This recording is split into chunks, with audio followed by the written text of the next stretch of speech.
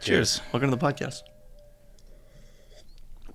We're cheersing with the hardest blind poured to date. I always pour wine for us to drink and not overthink on the podcast. And some people try to blind it. And obviously, I think you're the first. I could be wrong, but I'm pretty sure the first person getting an orange wine. So a little bit harder to blind. But I picked it for a reason, and we'll talk about it later on in the podcast. But Joel, I'm happy to have you. I'm really excited to hear more about Frenchie's Wine Bar. I've been a couple times, had a couple appetizers that were really delicious. Your wine program is really cool, focused on sustainable farming practices. And I met you very briefly at Lamar one time, but other than that, I don't really know your story. So I'm really excited for you to talk to me. Tell me about your story, where you're from, and how'd you get to owning your first wine bar? Well, Chris, thank you for the opportunity to share my journey with everybody who listen to your podcast. My journey started maybe like 15 years ago. I've been working in hospitality almost 20 years. I'm about to be 40, so half of my life has been into restaurants, bars. I started in a little ice cream shop in my native city, Arequipa. It's in Peru. I'm Peruvian, born and raised.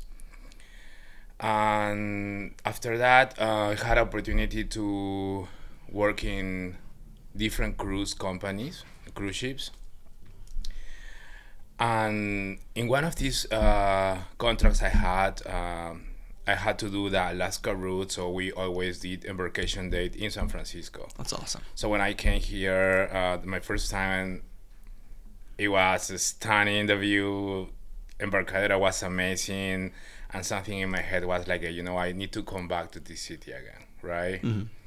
My contract finished. I go back to Peru. I start working for a 5-star hotel, and then in that moment is where Acurio Restaurants, managed and owned by Gastón Acurio, which is a celebrity chef in Peru, probably the leader person in Peru for everything about culinary has to do in Peru. Start opening more restaurants. So he opened one restaurant in my city called Chicha, which Chicha in Spanish, or in Quechua, which is the language of the Incas, it means fermented corn juice. Like chicha morada, kind of, Exactly. Right? Yeah. So he opened this restaurant, so I applied for a job position there, and I got a job. So I was working with them for almost 3 years. But in all this time I was working with them, I had this guest. Her name is Andrea Bruno. Probably she was the first person to really make me understand a little bit about wine, about what it represents, what you need to feel, and what you need to enjoy when it's on the table. So she was a sommelier. She was from Argentina. She was from Mendoza. So she was very passionate about hospitality and wine specifically. But every time that she had these tables in the restaurant, she always had a little bit left on the bottle, the keeper for me. She told me, you know what, when you finish, because obviously we cannot drink during service. Sure. So he told me, hey, when you have the time, just pour yourself a little bit and enjoy the wine. So that was the first time, like, hey, why these wines or what this juice smells so different with the other one, Right. So that something got my attention. And then she told me, you know what, if you have that curiosity for wine, you should be a sommelier. And then she explained me, be a sommelier is about wine knowledge. It's about you have to study. You need to have all these requirements, to become a sommelier on the floor. Obviously, the money part also was interesting because I was working as a server, so definitely in this industry we want to make money. Right.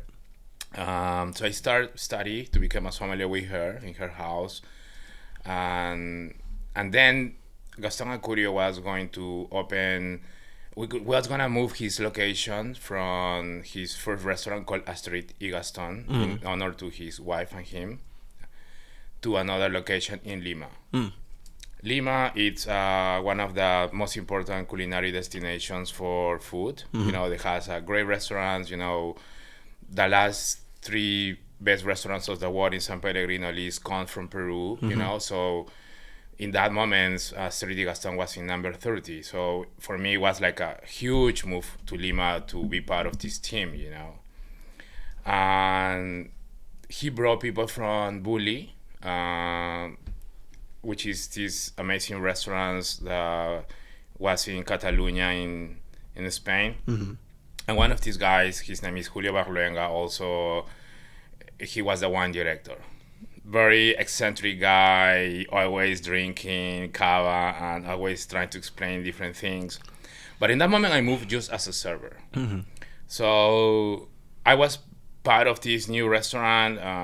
We were working, but this guy, Julio Barluenga, and I want to say hi if Sure. Shout out. He maybe hears the podcast. I want to say hi to him. Yeah.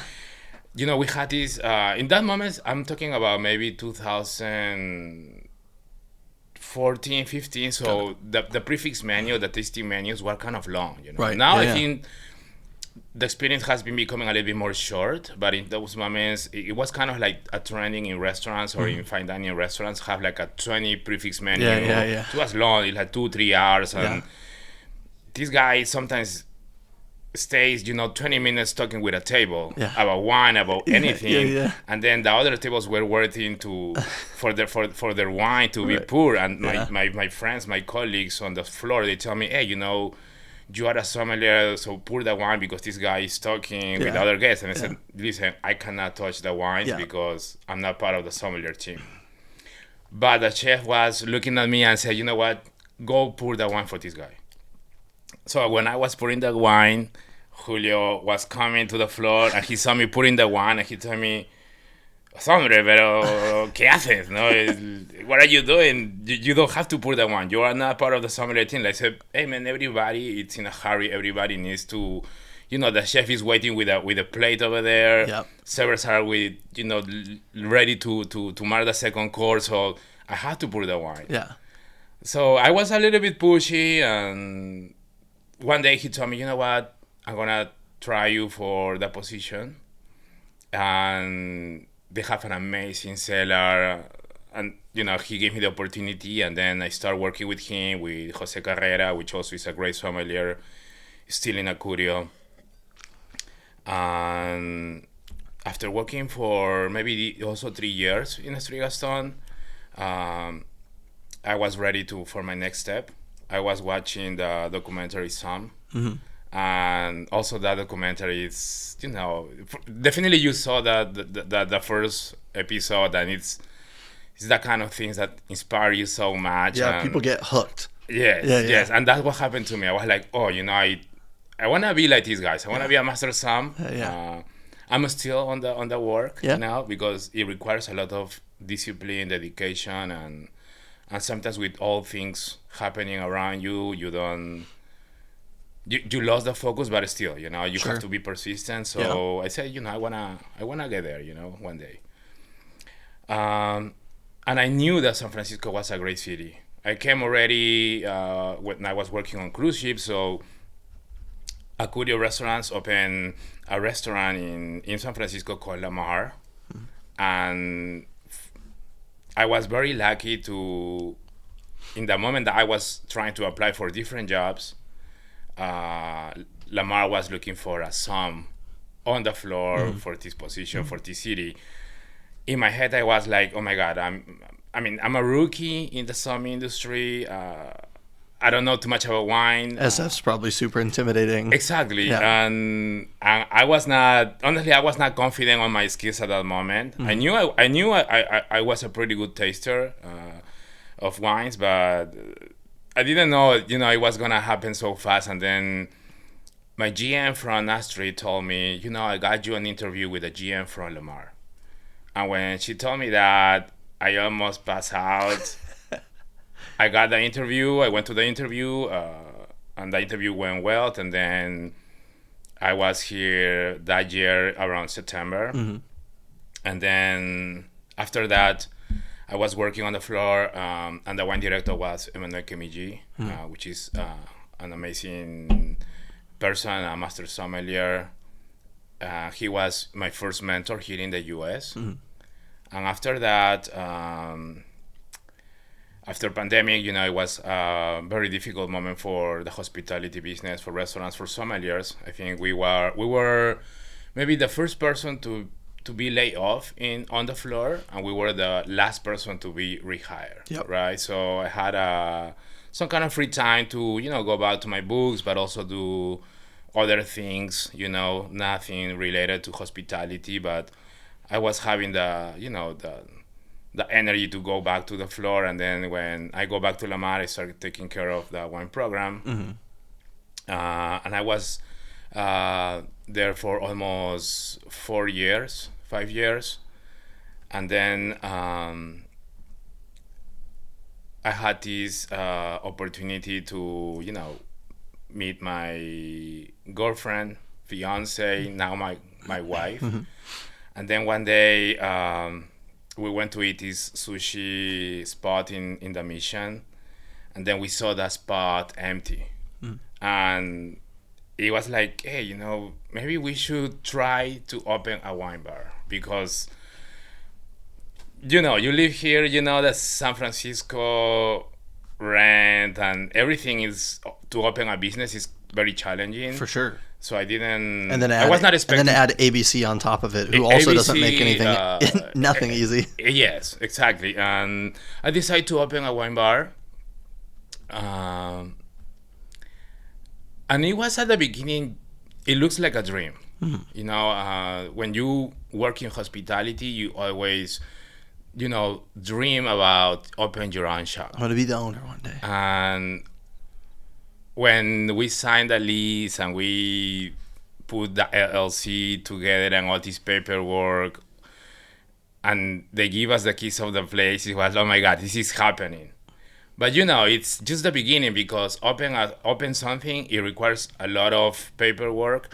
But then once you open the doors, also there is a lot of challenge, a lot of responsibilities that comes with that power, like a superhero, Great power comes great responsibility.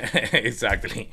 And well, we've been open almost 5 months. Yeah.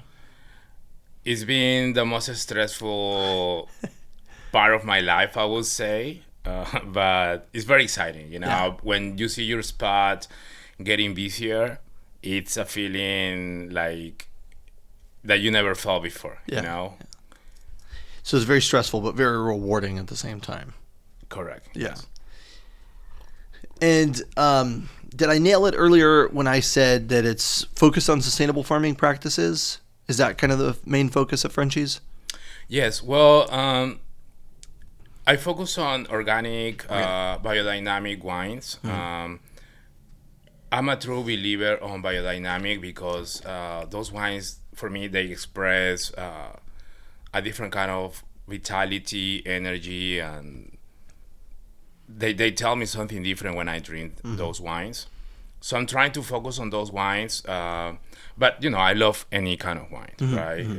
It's impossible when you're a som, have your favorites, or enjoy some of the wines. You enjoy every type of wine. For sure. Yeah. If it's a good wine, it's a good wine. Exactly. Yeah.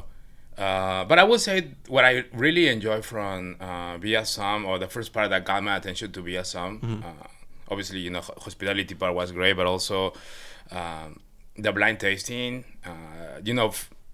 put all these pieces together in your head. And then when you really understand the wine so perfectly, and then you name the wine that you think it is, and you nailed it, and this is the wine that you taste. It's also something cool, It's the biggest high. Yeah. Yeah, and I think I had good mentors. Yeah. I think I forgot, but also, for example, Jenna and Mark leading the tasting group here in San Francisco when I was here. It was one of the first people that also I met, Mark, that teach me also about tasting, hospitality, and passion. and I owe a lot to that tasting group that he formed here in San Francisco. And then when I opened the wine bar, I mean, I think eventually I wanna do like a tasting group for friends or for people who wants to know more and wants to maybe play more with blind tasting. For sure. But yeah, this is great. Sustainable farming, I think, is my focus. And also I wanna have a little bit of my roots in the food menu. So I have a few ingredients that I use for the dishes that we make over there at Frenchy. But also it's open for every type of food. Depends of with the wines that we have currently by the glass or on the list. I try to play with my kitchen team about maybe we should play with something with some Spanish roots, or maybe some Japanese, or San Francisco is about diversity, so be enclosed in it needs to be Peruvian. I don't think it really it was not something I really want to do. I obviously I want to show my culture and my roots, but also I met so amazing people from different part of the world, and I think I want to honor them Totally with my wine bar. Like for example, Andrea Bruno, she's from Argentina, so why not have a Torontel on my wine list and pair with some empanadas from Mendoza, or a pan con tomate and a nice glass of Xarelo. Things that people know that it's a classic pairing from Spain, and wherever you go there, you go to a wine bar in Spain, and the first thing that they put you on the table can be a little bit of pan con tomate, garlic, and some jamón cheese ibérico curds and stuff. Exactly. Yeah. So I think it's about bring people and feel like you can have a different kind of experience there. I think the Peruvian cuisine is really fascinating to me, and like Lamar's been there. How long has Lamar been there now? I think almost 14 years. Yeah. Bianca worked at Cayo for a while. You have Chotomate now. You have like a lot of these places that are I mean, obviously it's like more Nikkei than anything, right? Or Nikkei. And it's Peruvian with Japanese heritage kind of involved in it as well. But it's so cool to kind of see that the number of those, right? When you look around now and you look out through San Francisco, I mean, I don't see a ton of like Spanish restaurants, not anymore. There's not a ton of French restaurants. You have Bandelier on the Embarcadero, you have Cachet, and maybe like a couple other things, right? L'Ardois, and there's that one on Clement Street. But I feel like I'm really impressed. Maybe this is foolish for me to say, but I'm really impressed with the amount of Peruvian cuisine that we have in a place like San Francisco. It's just that I feel the Peruvian cuisine has been influenced for so many different cultures. A little bit of Spain, a little bit from Africa, a little bit of Japan, Italy, China. So all these mix of cultures in Peru make what the Peruvian cuisine it is right now. When you go to a Peruvian restaurant, sometimes you don't know that there is so many things playing around with Peruvian cuisine, but there are, Yeah. And that's the fascinating of Peruvian cuisine. And when you go to Peru, and definitely you have to go at some point, Chris. I like to go. You can eat good everywhere. Every corner that you go, you're gonna see an amazing restaurant, an amazing place, an amazing person making the food, and the food is delicious, Right. and it's great. I think there are like 250 Peruvian restaurants in the Bay Area. No way. A lot. Jesus Christ, that's awesome. A lot. Lamar is, I will say, the most famous one, Sure, but sure. you have, Limon also has 5 different locations in the Bay Area. Yeah, I guess I forgot about Limon. Yeah. It's just a rotisserie chicken, but they have other options there that also is pretty good. And then you have Altamirano with Puerto 27 Sure.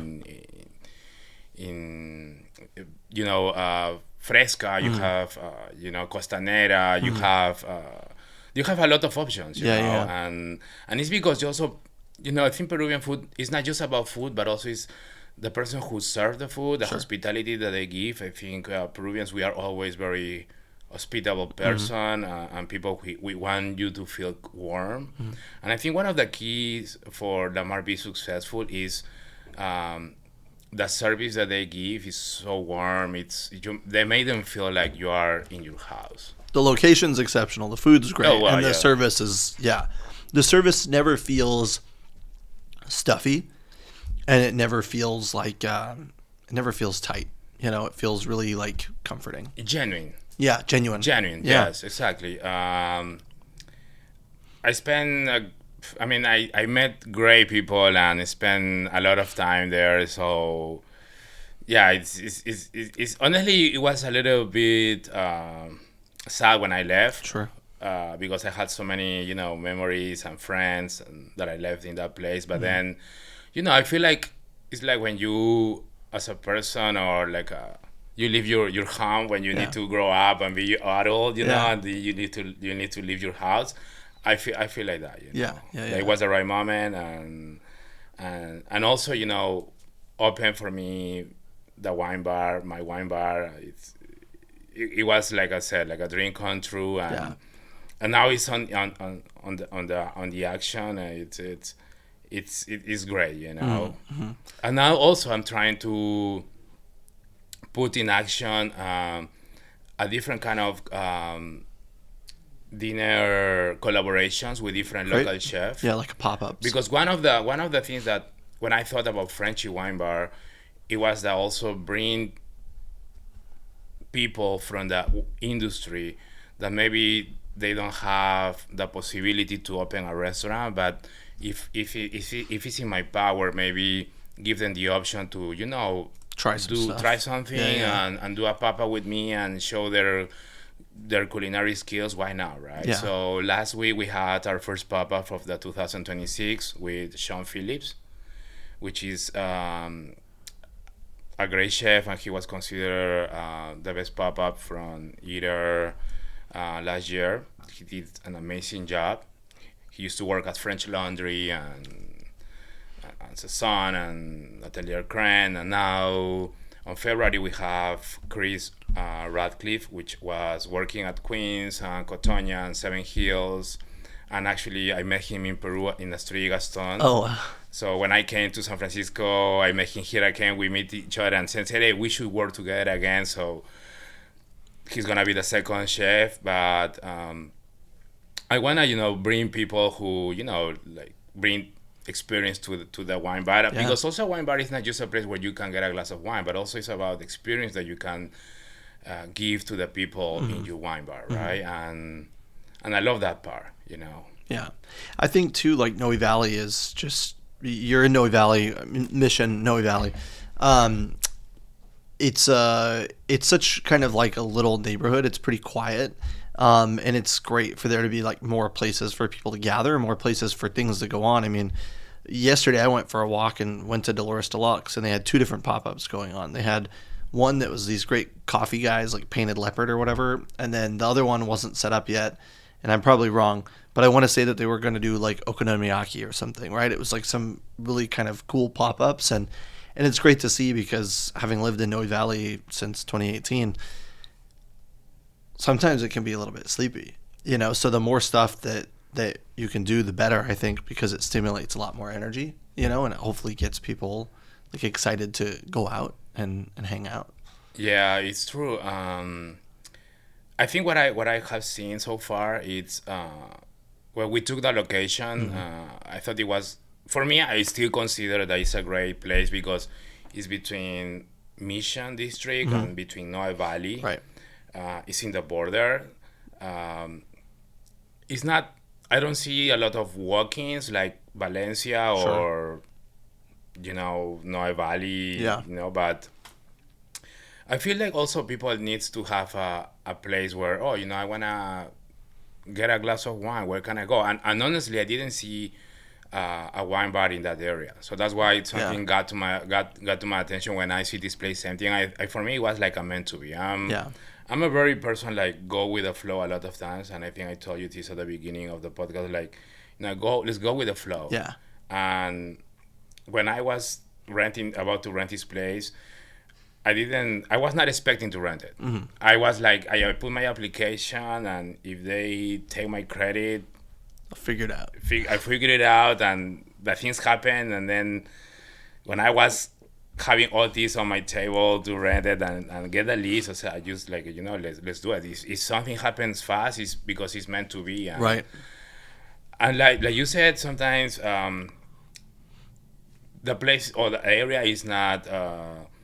You don't have too many people walking around, but the idea of build a place is like, people needs to go to your place and needs to build a name for, right? Totally, So yeah. I'm in that process. It's every day, I'm trying to, like do some posts about wines that we have there or some of the wines that we prepare there. Yeah. And people,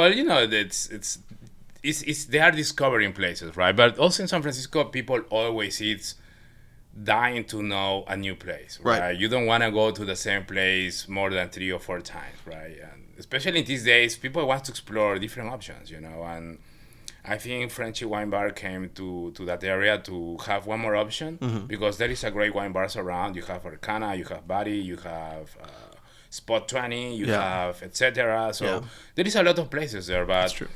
if you want to maybe drink a different type of wines, because all these bars I mentioned, they have their own philosophy about wine, and I have a different philosophy. Totally. At the end of the day, the person who wants to enjoy different things, they have another opportunity, another option, and that's why French is there. Yeah.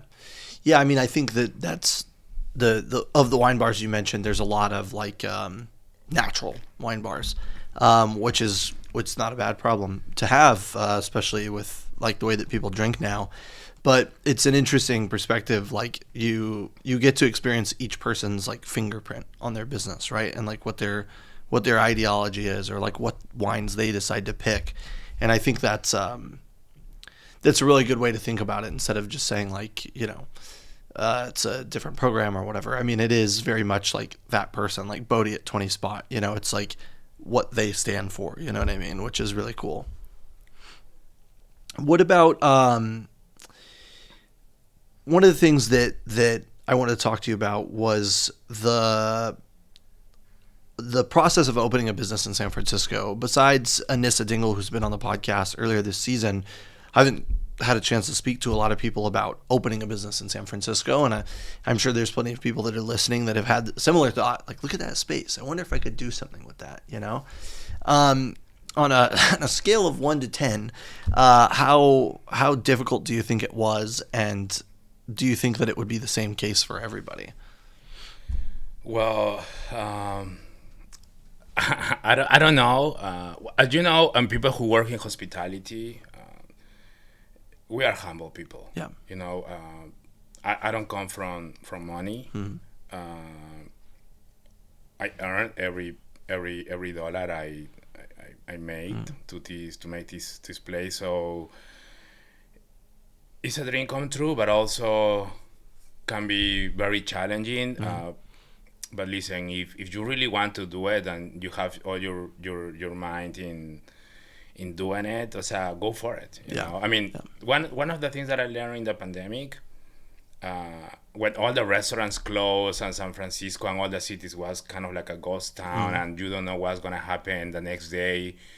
People were scared if you could die or something like that. It's like when the things go back to normal, I don't want to leave thinking, oh, I should do this, or I wouldn't think this, or I wouldn't act in a different way. I just want to execute it, and that's what I thought when I opened the place. Probably if you tell me 1 to 10, I would say 20, because create your LLC and then go to the city and wait for the inspections, and you have a budget, and then the budget goes a little bit more, or maybe even more than what you thought. But at the end of the day, you have to do it. You have to try it. Because then when you get older and you said, oh, I wouldn't do this. So you prefer say, I did this. It didn't work out, but at least I tried. You know? Yeah. And one of this, now what you mentioned this is it takes me to one of my great histories that I had in the Somm life, is that when I was practicing for my certified exam, I was well prepared. I studied a lot. I tasted a lot of wine, so I went to take the test, and I failed. And then I said, you know what, I'm going to try it again. And the second time, I failed again. And I was like disappointed with myself. I said, oh my God, what's going on with me? I have to do something different. Sure. Is this what I really want to do? But if this is something that you really want to do, you have to continue, Totally. You don't have to let anybody put you down. Yeah. Because if this is something that from the bottom of your heart and this is something that you want to do, just go for it. I took the third time and I fell. And then the fourth time I said, you know what? If I have to do 5, 6, 7 times, I'm going to do it. Yeah. And the fourth time I went to the test. I was working my ass off as much as I could. Yeah. I study, I taste, I, practice service. So I was well prepared. Yeah. I went to the test and I did everything like I supposed to do. And then when I start naming everybody who passed the test, they didn't mention my name. And I was like, what happened? Yeah. I was prepared, So I was, inside of me, oh my God, I need to work harder for the next time I'm going to take the test. Sure. But what I didn't know, it was that they called the person who was the first place on the exam. Oh, okay. So they wait for the last person to say who won the scholarship for Take Your Advance. Yeah. And it was me. Yeah. And I was probably one of the best days of my life. Yeah. That's something that really told myself, you know what, I was like, you really want to do it, do it. And this is something kind of happened the same with the business. The wine bar is amazing. There is a lot of bills to pay, things to adjust, because when you open something, you can never expect to be perfect at the beginning. There are things that you need to adjust. There is people who you need to let go because it doesn't work as you expect, and then you have to bring new people. There are wines that maybe you like, you love to drink, but maybe people doesn't like. Yeah. And then you get that feedback, hey, this wine, or it's okay, but there are a lot of things that happens in the moment, on the way to do this journey, and then you have to adjust it, you have to continue, you have to move on, and not overthink. Yeah. Just keep pushing. This is what I did, and I was talking with Bianca. The December was not the best moment for Frenchie. Sure. Because we opened at the beginning of mid of September, so Sure. we didn't have enough time to reach out to corporative events, holiday parties and that stuff. So it was kind of, because they booked those up earlier. Exactly. Yeah. So it was a little bit difficult, but now January was amazing, and compared to Embarcadero, January tend to be a slow month for Embarcadero. But for a neighborhood area, it became busy. Yeah. And we were so happy because when you had this month, it was not too good. And then you come from Embarcadero and you come, Sure. like you say, you think, oh, January is going to be slow month for us. And then you see that people is coming, and then you see your people busy, and you see all the tables, the place is packed. You feel great. Yeah. The feeling is...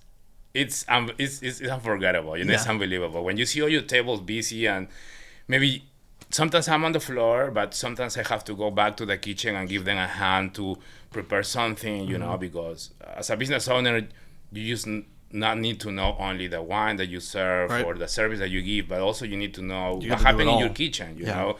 If one of your cooks call out and you need to jump on the bag to do something, you have to know it, And this is something that maybe I didn't learn in Lamar. Sure. But it's something that, this experience give me, learn something new, and sometimes, I have to, jump there because they need help, or it's exciting because, I'm in the kitchen, putting things in order to make that service be successful and faster, and then the people is super happy, and then you feel that kind of loud noise in the floor, like everybody whispering the music there, that and hum, you feel so rewarding inside of you, like say, oh my god, I'm doing the right things. And I think it's great. So my advice for the people who wants to open something, I would say definitely put your numbers in order. Sure.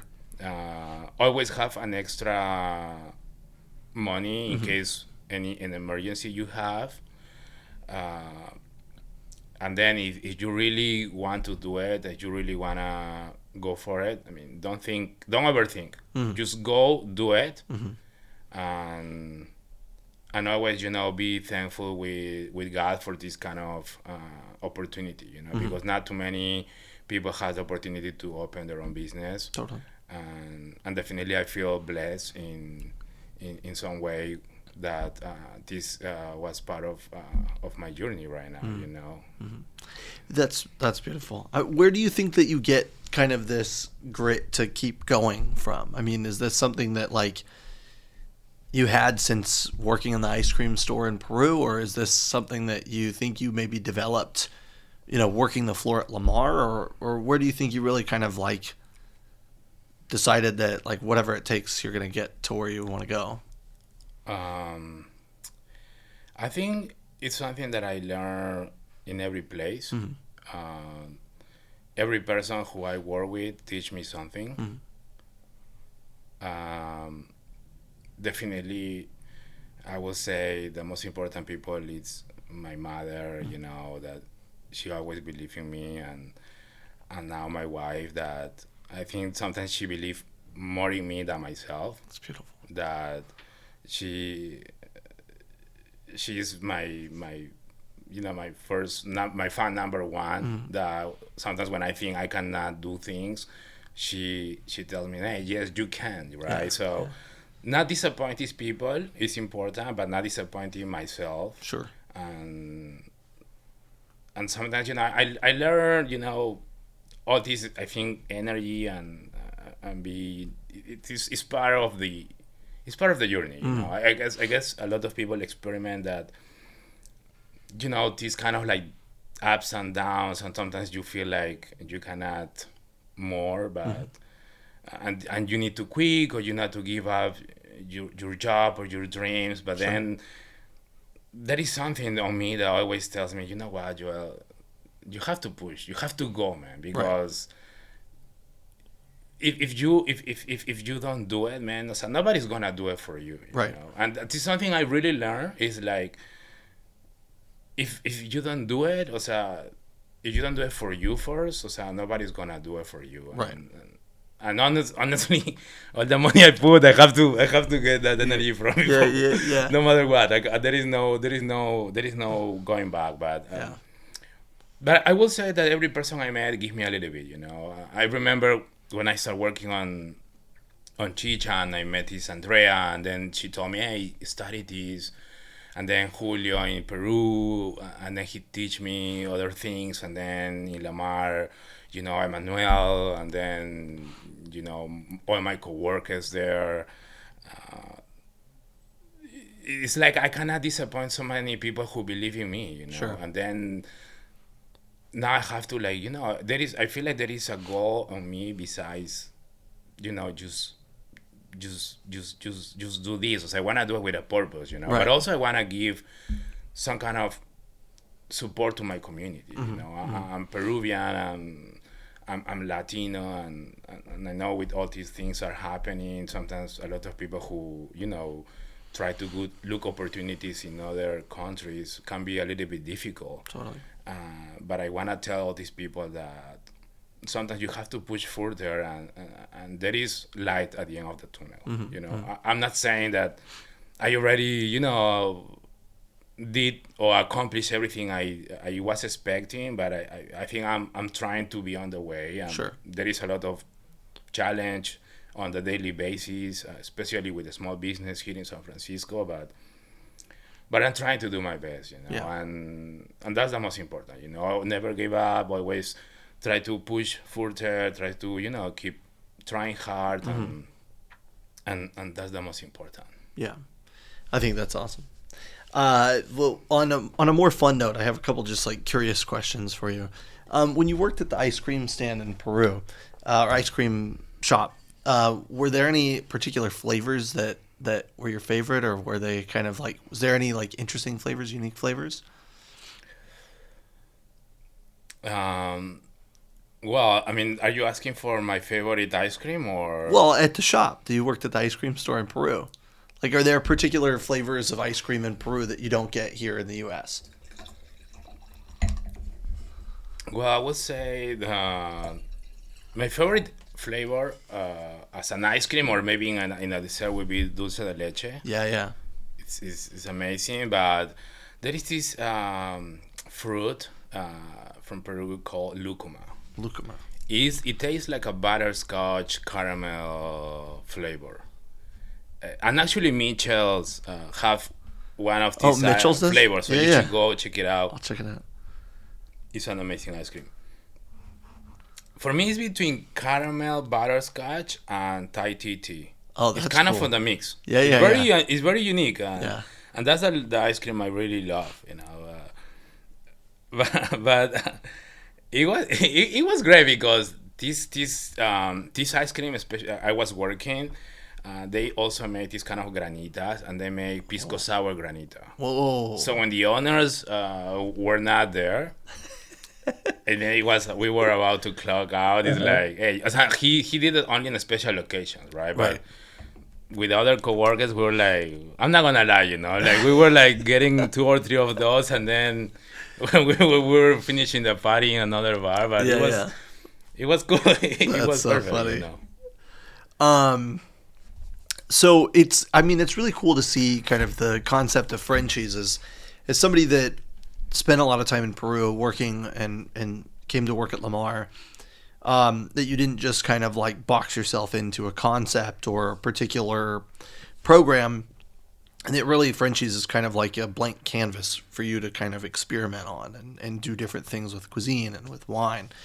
Aside from some of the pop-ups, are there any things that you like are on your list that you're like, I've got to do this, I really want to do this? Or, I mean, is it just like a huge long list? Oof. If I have to think in something I really want to do at Frenchy, I would like to think in. I would like to maybe. I don't know. When you work in fine dining restaurants, you focus a lot of in, you know, wines that are for going to the high end Sure. cost and quality, and they are great. So when you're in a neighborhood area, you have to think more in more approachable prices and something that people can really enjoy, and something more for the neighborhood, because when you're in a neighborhood and you're walking with your friends, you don't want to spend $200 in a It's different than in sitting a on the Napa Embarcadero Valley with an cool expense wine, account, right? Exactly. Yeah. So, but I don't know. I think I will go with the flow again. Sure. I think it's. I'm testing the waters there and see what the people like, what the people is expecting. But for example, on the walls I have different artists that collaborate with me in Open the Wine Bar. So my friend Prita, she's an amazing artist, and she paints these wall art, inspiring on different kind of vineyards. So Littoral, Radio Coteau, Harlan, and I would like to maybe not link only wine and food together, but also wine is a type of art. So I would like to maybe in the future, if my pop-up is about Argentinian food, for example, Argentinian food, I would like to do a pairing with tango on the playlist, Calamaro, which is an amazing, rock singer from the 90s from Argentina. Argentinian artists on the walls. Like an immersive experience. Like a specific,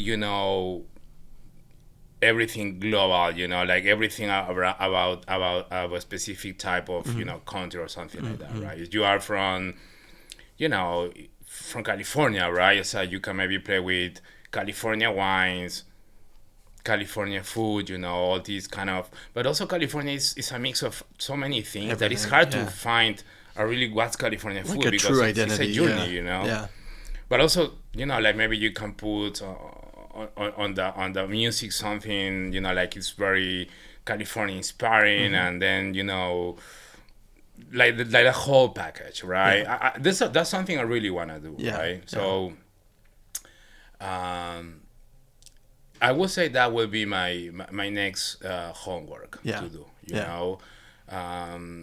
And I just want to take the opportunity to maybe, if there is somebody who does art or plays music and wants to collaborate with me, also they are more than welcome to, like to shoot me a text or on Instagram, and and find where can we work together. Because also, like I said, Frenchy is not just a wine, but also is a place where, I can bring the community together, right? Yeah. And there is a lot of artists that are super talented, and they don't know where to play where to put their art or where to play their music, right? So eventually, occasionally, we play some music there, but Frenchy Wine Bar is a place where you can let your voice know to everybody, right? So that's what I really want to be named for, Yeah, that's beautiful.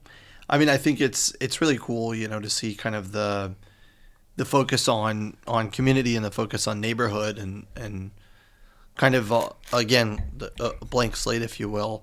And I also really love the concept of like doing blind tastings and things like that there, because I mean, I don't know. When I think about like blind tastings in the Bay Area, right, and you think about like Jardinier, Ordinaire, and you think about like the natural wine tasting, or you think about Ungrafted, and they do like a blind wine tasting. But other than that, there's not really like anybody that's really like doing something like that.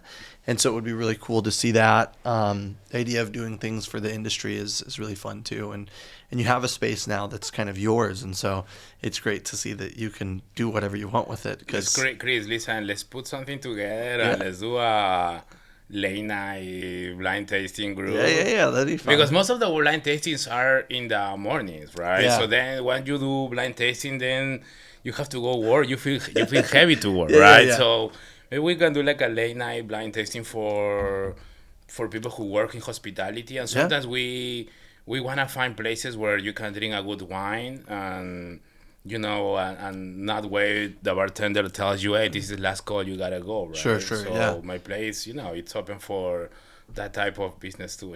Yeah, that's awesome. And that's a cool thing, because when you are in your place, you can make your own decisions, right. and obviously I don't want to disturb the neighbors, so we are not going to get crazy, but also, even for the study, I think sometimes a lot of sommeliers, a lot of people who work in hospitality, we are at night people. Yeah.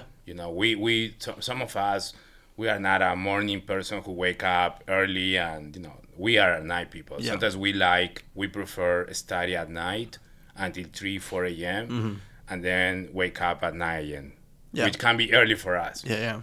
Some people, they prefer, we work in the floor until 10, 11 p.m. We get home at midnight, and then we want to, study something or read something at 1 a.m. You drink a glass of wine, 2 a.m. is normal for you, go to bed. Absolutely. So, yeah, it's, I will be, I would like to do something like that. Yeah. And actually, I reach out some people, but it's hard to put these together, Sure. Especially when I use open the place. It's I'm still catching up with so many things. Well, and parking is such a pain in the ass downtown that everybody's just riding public transit anyways. The J is close by, and then you're kind of near 24th and Bart-ish, you know, they can kind of walk up from 24th and Bart, but yeah. Yeah, exactly. But I mean, Chris, you know people, I know people. Yeah. Let's put this together. Let's do it. That'd be Let's do fun. it. Yeah. Like a late night wine study. Yeah, that could be a lot of fun. I love that. I wanted to ask you a question, and this is more kind of back into that educational component and with the Court of Master Sommeliers.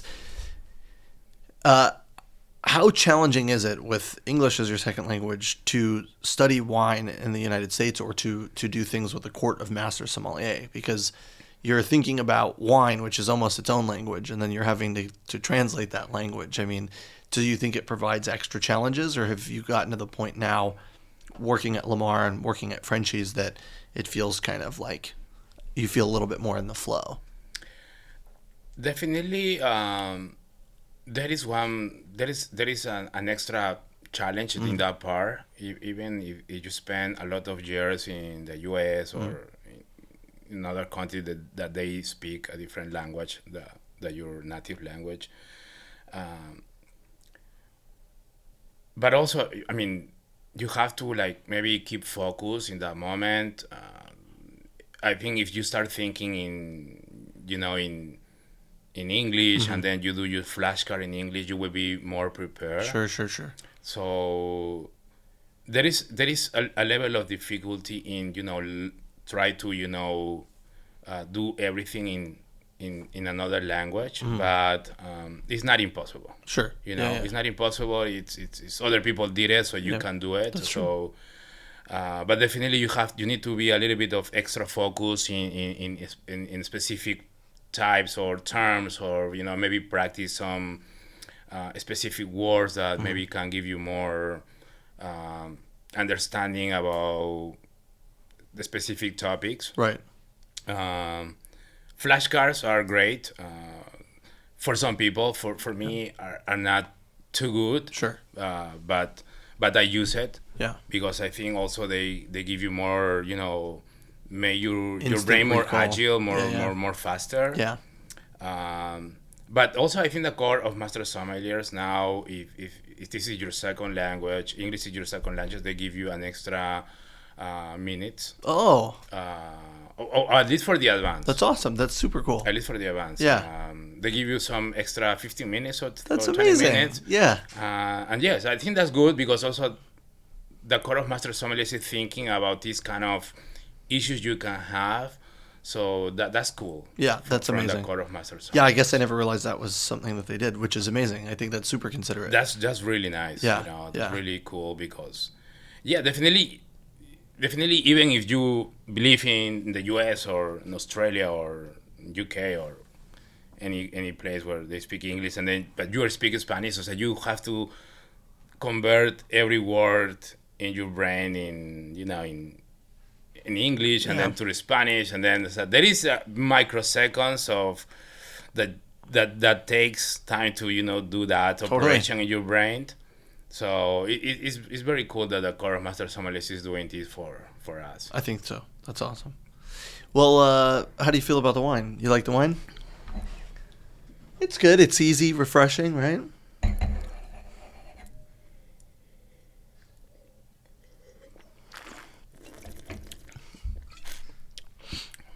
I was texting you and I was saying, do you like white or red? And then I was like, oh, actually, there's something that I know that I really want to bring you. So, again, not always blindable. No pressure to blind it. And as an orange wine, it's basically fucking impossible. So if you got this, I would... This would be my last episode. I'll roll up the carpet right now.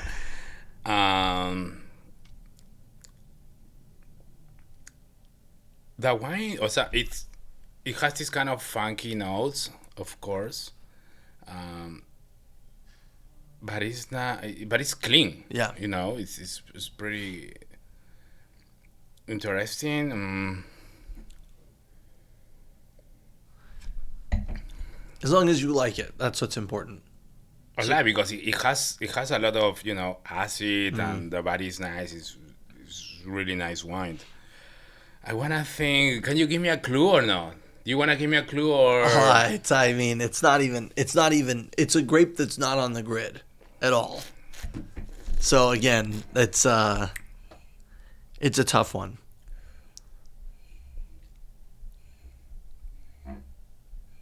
Don't do it. No, don't even try. I don't know what to say. Okay, so it's not Peruvian, but how do you feel about Pisco as a Peruvian? Ooh, I love Pisco. Love it. Okay, what's one of your favorite grapes for Pisco? Torontel. I like Italia, super expressive. I like Negara Criolla because it's a little bit more rounder. I haven't had that in a long time. Yeah. This is Torontel. Orange Torontel from Chile, actually, but I thought it's the first time I've ever seen it as a still wine instead of as a distilled wine, and so I really just wanted to pour it for that reason alone, because obviously I knew, having worked at Lamar, you probably crossed paths with Torontel plenty of times, but it's my first time seeing it as a regular wine. I mean, it's orange good. regardless. Pretty good. I never tried this producer, but Yeah. I mean, Chile is making beautiful wines.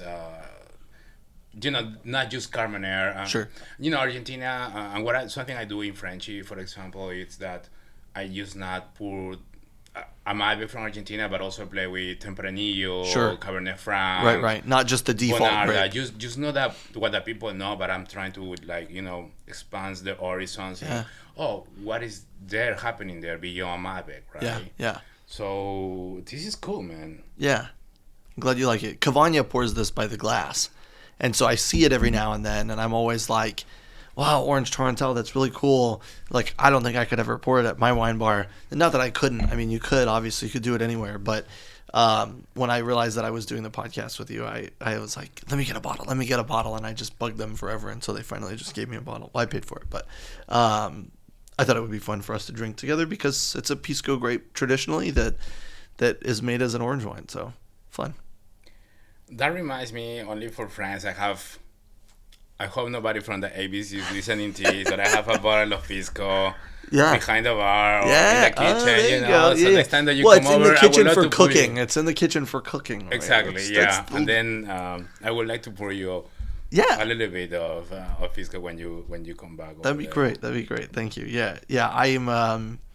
Bianca worked at Cayo, and I got to try a lot of different Piscos, and I think Negro Criolla is like one of the ones that really stood out to me. I like Torontel as well. I wish I could remember all the producers, but the Cayo on Union Street used to have this incredible back bar, all these different Piscos. It was really fascinating. But Pisco and San Francisco, they have a long history. Pisco Punch was created here in San Francisco. I guess it's one of the most traditional cocktails, Pisco base in the world, and that was created here in San Francisco, and a lot of people. When I go to a bars, I saw Pisco in a lot of bars. Yeah, I see the most popular Pisco brand. Sure, which is good, it's okay, but I mean there are more brands around. Yeah, but it's hard to defeat tequila or mezcal right now. It's very strong, obviously. Totally. But I think the Peruvian food, so the food part of Peru, is helping to the Pisco also to level up to a different status. Because also, I mean, Pisco is a great spirit. It's clean. I mean, non-age. Yeah. You can drink it as a little shot. Wildly diverse. With dessert. Yeah. And the Pisco from Chile and from Peru, they have a few different, So they are made with different grapes. There are different kind of rules for make. So I think there is a couple of Pisco producers that they want to put like a contest with different bartenders in the Bay Area. That'd be great. So I think French is gonna be part of this. Kind of like.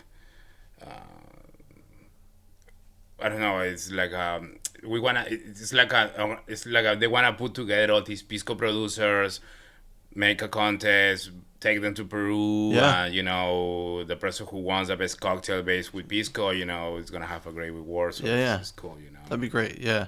I mean, the more that we can do to uplift kind of the outlying territories, I think the better. Pisco was one for me that, along with like mezcal, that I love because it's just wildly diverse. You have all these different grapes that can be made from. You have all these different agave species. Everything's so different. It's different. It's all expressive, and the producers affect it. You know, it's not just like. I mean, it's the like a wine of spirits. I mean, except for, you know, for Pisco, it's wine grapes traditionally. So yeah, it's. I thought this would be fun to pour. So, anyways, Thank you for the wine. No, it's yeah, amazing. yeah. I'm glad you like it. I'll figure out if you're interested in it. I'll try to connect you with whoever the person is that sells it. I don't know, but either way, it's fun to drink, and it's good to get caught up with you. Well, I'm really excited for the future Frenchies and us setting up this late night Somm meetup, or maybe homework session, maybe just drinking session. But we're right around the corner, so I could always stumble my way home. I'm excited for you to be in Noe Valley. Do you have any advice that you want to offer anybody, or any statements that you'd like to make for the closing of the podcast? I don't want to. I just want to say that.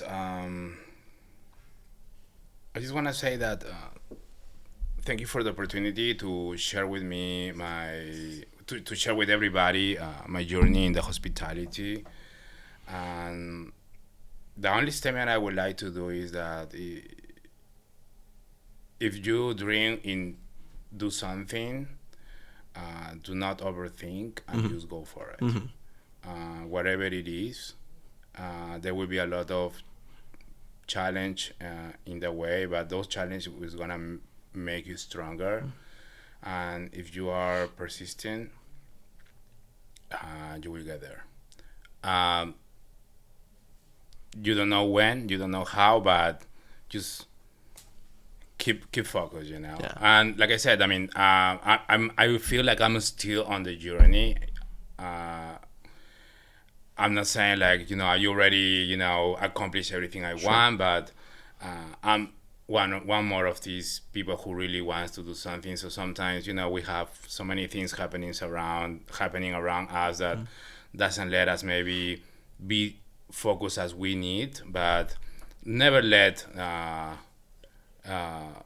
your dreams go. You just keep focused. Just think that you're gonna get there one day, and maybe if you are disciplined and you're persistent, you will get there. Yeah, beautifully said. Thank you, man. Cheers. Cheers To that. Yeah.